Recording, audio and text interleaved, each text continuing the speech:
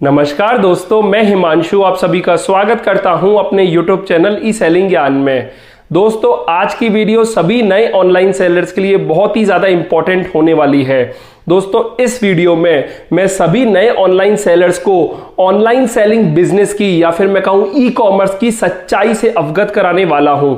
होता क्या है कि हम जब नए ऑनलाइन सेलिंग बिजनेस में एंटर करते हैं तो हमारे दिमाग में कई सारी एक्सपेक्टेशंस होती हैं इस बिजनेस को लेकर, लेकिन जब हमारी वो एक्सपेक्टेशंस फुलफिल नहीं होती तो हम काफी ज्यादा फ्रस्ट्रेटेड हो जाते हैं, काफी ज्यादा डीमोटिवेटेड हो जाते हैं और अल्टीमेटली हमें इस बिजनेस को क्विट करना पड़ता है। तो अगर आप ई कॉमर्स बिजनेस करने की सोच रहे हैं, अगर आपने हाल ही में अपना ई कॉमर्स बिजनेस स्टार्ट किया है, तो ये वीडियो को आपको एंड तक जरूर देखना है, क्योंकि इस वीडियो में मैं आपको कुछ पॉइंट्स डिस्कस करने वाला हूं जो डेफिनेटली आप इस ऑनलाइन सेलिंग बिजनेस की जर्नी में फेस करोगे। तो अगर आप पहले से ही अवेयर होगे तो आप बाद में बिल्कुल भी फिर फ्रस्ट्रेटेड नहीं होगे। और इसके अलावा मैं पुराने ऑनलाइन सेलर्स को भी बोलूंगा कि इस वीडियो को आप एंड तक जरूर देखिएगा और आप मुझे बताइएगा कि जो पॉइंट्स मैं इस वीडियो में कवर कर रहा हूं कि आपने भी पास्ट में वो फेस किया या फिर नहीं किया, या इसके अलावा अगर आप कोई और भी पॉइंट ऐड करना चाहते हैं तो मुझे कमेंट सेक्शन में आप जरूर ऐड ऑन करके बता सकते हैं। तो बिना देरी करे वीडियो को आप शुरू करते हैं।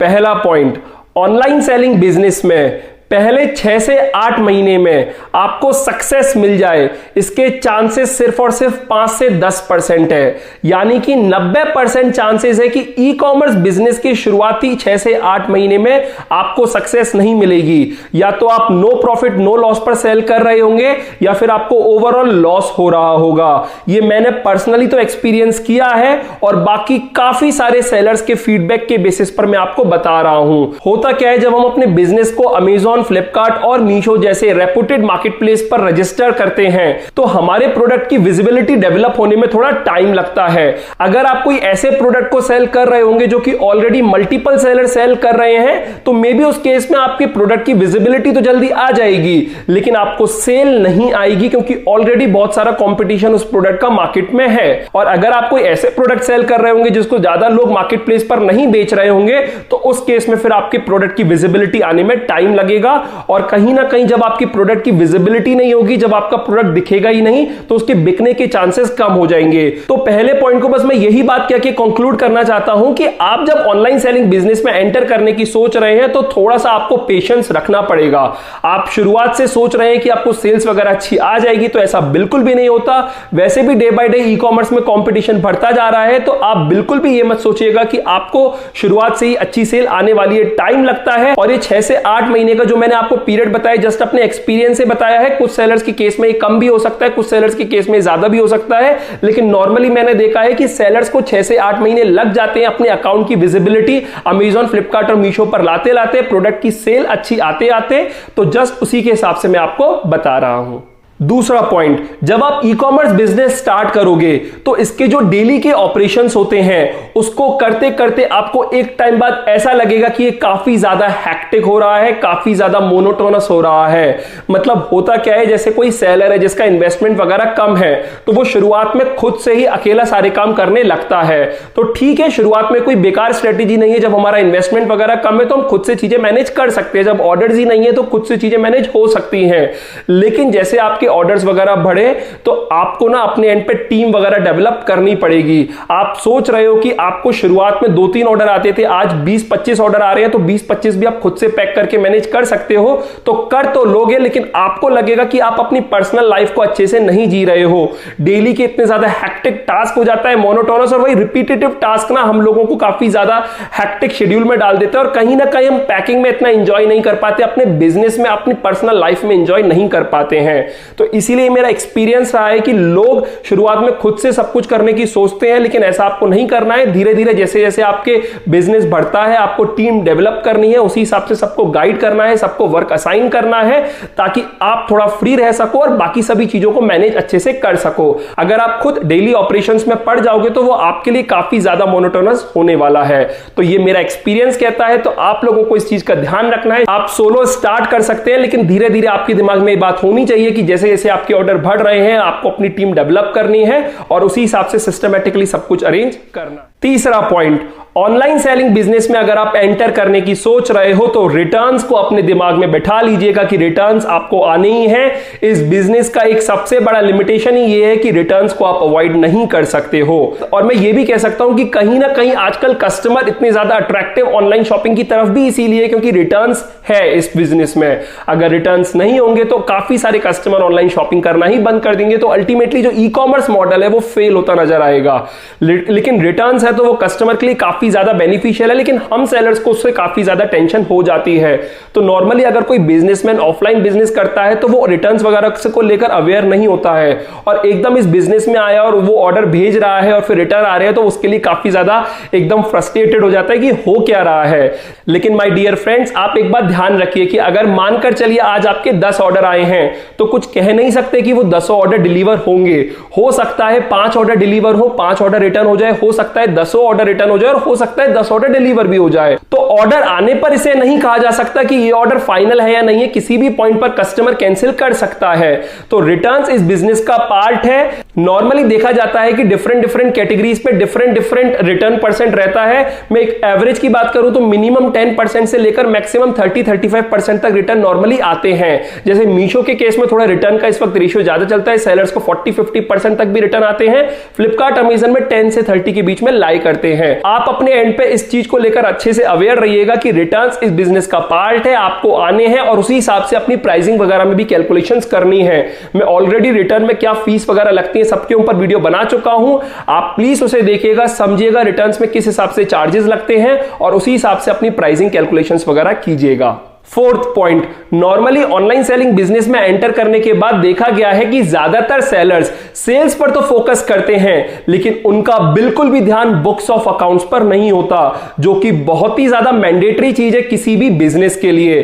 तो आप अगर इस बिजनेस को रन कर रहे हो तो आपको डे 1 से ही ध्यान रखना है कि आपको अपने इसका अकाउंट्स भी मेंटेन करके चलना है। आपको जीएसटी फाइलिंग टाइमली करनी है, आपको टीडीएस टीसीएस रिलेटेड सारे कॉम्प्लायंसेस पता होने चाहिए। अगर आपको खुद नहीं पता आप किसी सीए से रेफर कर सकते हैं, लेकिन काफी सारे कॉम्प्लायंसेस होते हैं, आपको उसके बारे में नॉलेज होनी चाहिए, वरना बाद में आपको पेनल्टीज वगैरह भी लग सकती हैं।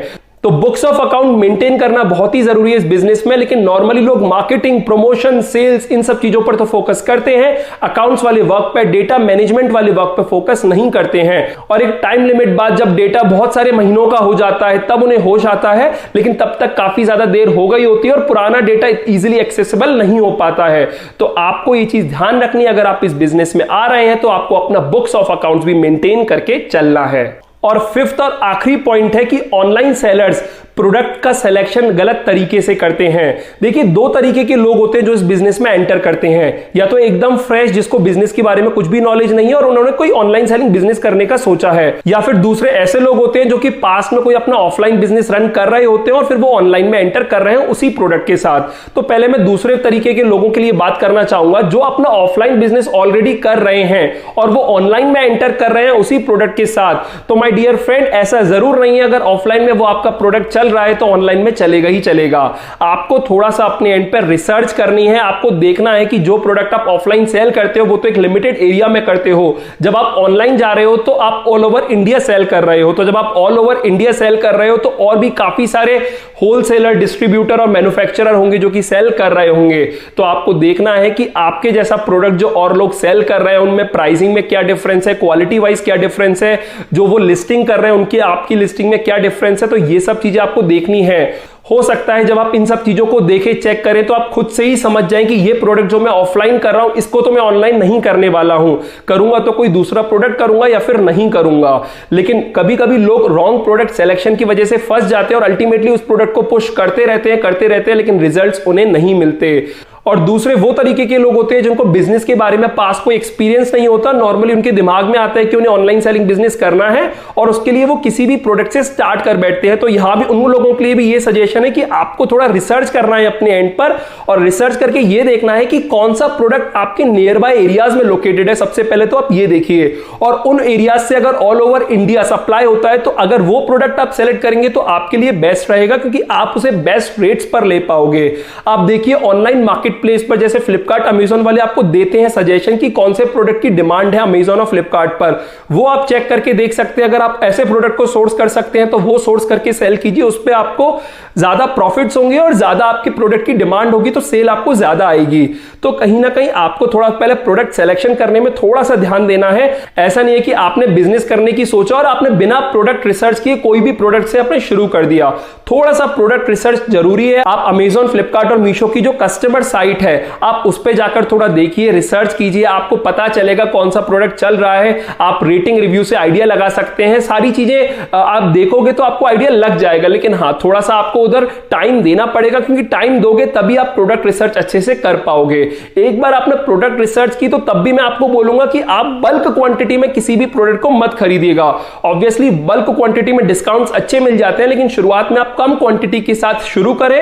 कम क्वांटिटी के साथ शुरू करोगे तो कहीं ना कहीं अगर आपका प्रोडक्ट वर्क नहीं किया तो आपको लॉस बड़ा नहीं होगा। तो इसलिए आप कोई भी प्रोडक्ट ट्राई कर रहे हो तो कम क्वांटिटी के साथ कीजिए। अगर आप ऑफलाइन से ऑनलाइन आ रहे हो तो ऑब्वियसली आप उस प्रोडक्ट को ट्राई कर ही सकते हो, क्योंकि आपका प्रोडक्ट है, वैसे भी आप ऑफलाइन तो सेल कर ही रहे हो, तो फिर आप एक टाइम लिमिट तक तो उसे पुश कर सकते हो। लेकिन फिर भी अगर आपको रिजल्ट्स नहीं मिल रहे तो कहीं ना कहीं आपको देखना होगा कि आपके प्रोडक्ट रिसर्च में थोड़ी कमी रह गई है। तो आपको प्रोडक्ट रिसर्च जरूर करनी है जब भी आप ई कॉमर्स बिजनेस में एंट्री करने जा रहे हैं। इनफैक्ट अगर आप एंट्री कर भी चुके हैं और 2-3 महीने हो गए रिजल्ट्स नहीं आ रहे तो अभी भी कोई बहुत लेट नहीं हुए हो, आप कर सकते हो। तो फ्रेंड्स मेरे अकॉर्डिंग यही 5 पॉइंट्स थे जो कि as a new online seller आपको दिमाग में पता होने चाहिए। आप बहुत अच्छे से अवेयर होने चाहिए इन 5 पॉइंट्स के बारे में। बाकी आप लोग मुझे बताइएगा आपके दिमाग में कोई और पॉइंट है जो कि मैं मिस कर गया हूं तो प्लीज कमेंट में बताइएगा। अगर आप नए सेलर हो या फिर आप पुराने सेलर हो। वीडियो अगर आपको अच्छी लगी और हेल्पफुल रही हो तो इस वीडियो को लाइक कर दीजिएगा। अपने फ्रेंड्स और फैमिली के साथ ये वीडियो जरूर शेयर कीजिएगा। और अगर आप मेरे चैनल पर नए हो और पहली बार आए हो तो इस चैनल को सब्सक्राइब कर दीजिएगा, क्योंकि मैं ऐसी ही ऑनलाइन सेलिंग से जुड़ी वीडियोस अपने चैनल पर लाता रहता हूं।